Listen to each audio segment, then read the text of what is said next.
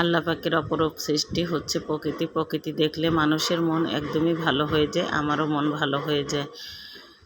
ইদানিং আমার মন মানসিকতা খুব খারাপ, আপনারা হয়তো জানেন কি না, এই জন্য হয়তো ভয়েস দিতে পারি না, দিতে গেলেও খুব কষ্ট লাগে, তারপরেও ভয়েস দিলাম। আসসালামু আলাইকুম, আপনারা সবাই কেমন আছেন?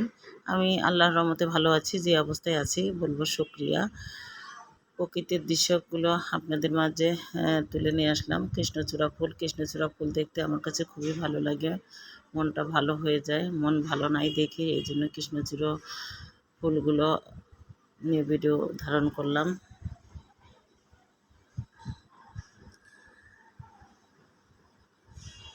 রাস্তায় ঘুরতে বের হয়ে ন্যাচারাল দৃশ্যগুলো ধারণ করছিলাম। এই দৃশ্যগুলো আমার এতই ভালো লাগে, নিশ্চয় আপনাদেরও ভালো লাগবে।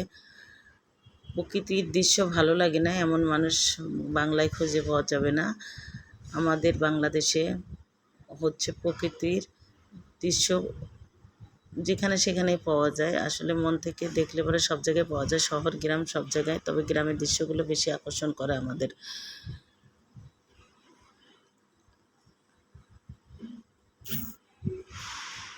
রিক্সায় ঘুরছিলাম আর এই ভিডিও ধারণ করছিলাম।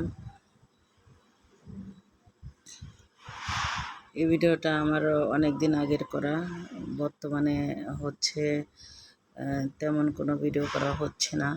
আমার ছেলেটা খুবই অসুস্থ, এই কারণে ভিডিও তেমন করতে পারছি না। মন মানসিকতাও তেমন একটা ভালো নেই, গলার ভয়েসটাও ভেঙে গিয়েছে।